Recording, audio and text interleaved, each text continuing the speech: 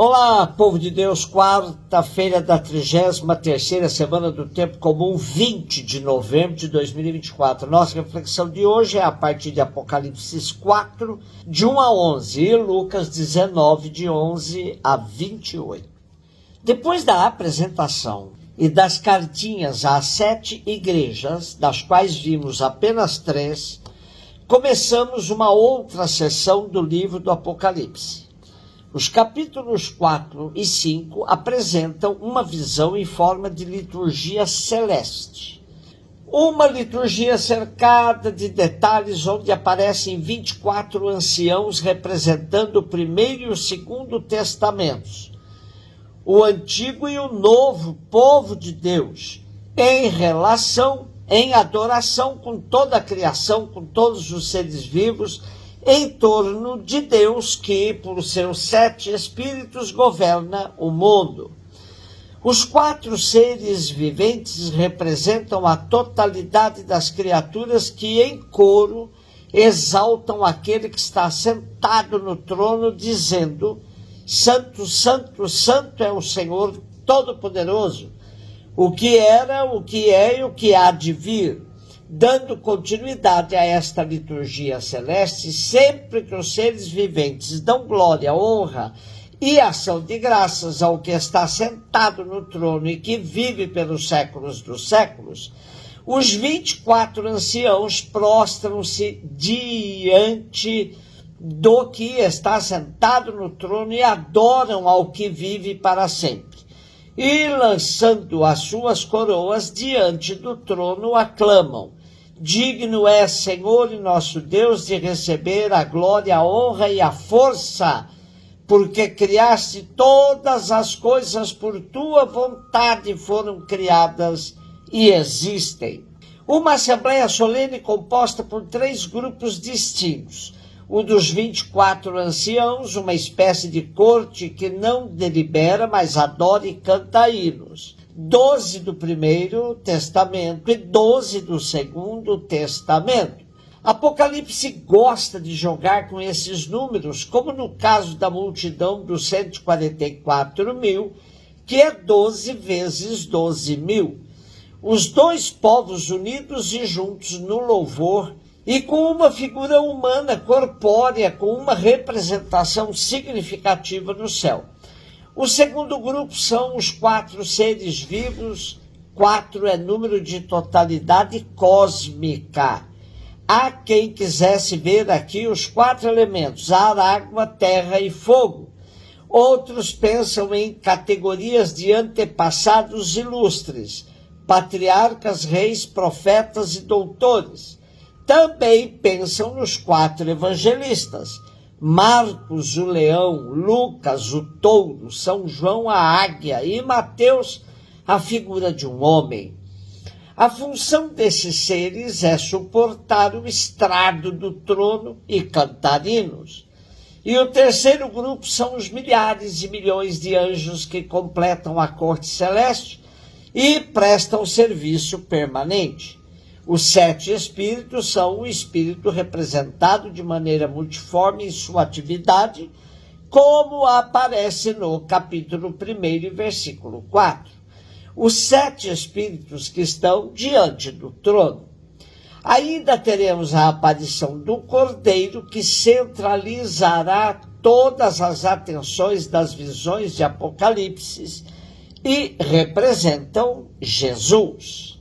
Dentro do gênero apocalíptico, essa liturgia magnífica, que concluirá amanhã com o louvor de todos os seres ao que está sentado no trono e ao Cordeiro, serve para encher de esperança aos cristãos de que a vitória do Cordeiro é certa. Portanto, força para suportar as perseguições. Lucas 19, 11 a 28. Como pano de fundo de nossa parábola de hoje, há uma situação histórica do ano 4 a.C., conhecida por Jesus e que é relembrada aqui. Arquelau foi neste tempo a Roma a fim de confirmar o seu poderio sobre a Judéia. Ao mesmo tempo, viajou uma delegação judaica de 50 pessoas que tentou impedir sua nomeação. Estava na memória do povo a vingança sangrenta que seguira o seu retorno, e Jesus parece ter se servido dessa lembrança para advertir aos seus ouvintes, por meio de uma parábola de crise de toda espécie de falsa segurança. A ruína vai cair sobre vocês de modo tão repentino como então o retorno de Arquelau sobre seus adversários. A impressão que se tem é que Lucas reuniu esta parábola do pretendente do trono com a dos talentos. Lucas não usa a medida do talento, que era maior, usada na época, mas sim mina, que equivalia a 100 denários ou dracma, uns 100 dias de trabalho. Percebe-se que o tema está relacionado com o contexto da volta do Filho do Homem, pois o próprio texto nos dá a motivação da parábola. Eles pensavam que o reino de Deus ia chegar logo.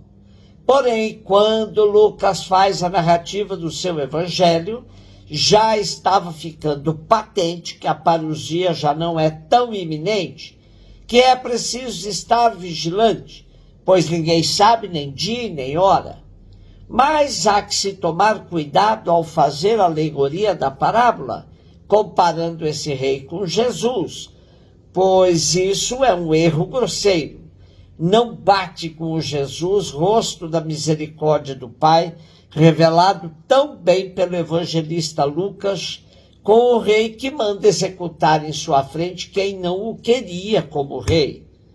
Segundo Joaquim Jeremias, o que temos é uma história de um comerciante rico, temido por seus servos por sua cobiça e falta de escrúpulos, o qual, partindo para uma longa viagem, confiou a seus servos 100 denários, uma mina, a cada um, a fim de que os fizesse render, seja simplesmente para não deixar o seu capital parado durante a sua ausência, seja para pô-los à prova. Ao voltar, pediu-lhes contas e, a fim de recompensar os 2 servidores fiéis, deu-lhes maiores responsabilidades. O acento incide sobre a tomada de contas do terceiro servo, que vem com a conversa fiada de que, por uma prudência angustiante, reteve o dinheiro parado, pois sabia muito bem da crueldade do seu amo e temia que este se encolerizasse terrivelmente, caso tivesse fracassado a operação financeira. Segundo Lucas, este terceiro servo teria agido, além disto, com uma leviandade irresponsável, pois teria guardado o dinheiro num pano. Trata-se de um turbante de linho de 1 metro quadrado, faltando assim com a prudência elementar. Na verdade, os ouvintes de Jesus, seus discípulos, sobretudo, entenderam que deverão prestar contas de como usaram o bem a eles confiado. Será que usaram segundo a vontade de Deus ou, como o terceiro servo, levados por interesses próprios e por leviandade e desprezo pelo dom de Deus, terão feito a palavra de Deus perder sua eficácia?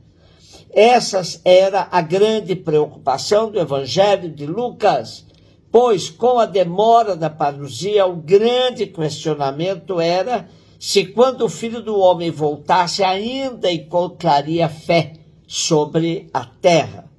Perseverança no seguimento de Jesus é tudo na vida de quem crê nele e aceita o seu projeto. Hoje celebramos um feriado nacional em memória de Zumbi dos Palmares e da consciência negra. Zumbi dos Palmares é um líder negro que lutou contra a escravidão e pela liberdade de seus irmãs e irmãos na cor e na raça. Aproveitemos para refletir sobre o combate ao racismo e a promoção da igualdade racial. Um beijo no seu coração.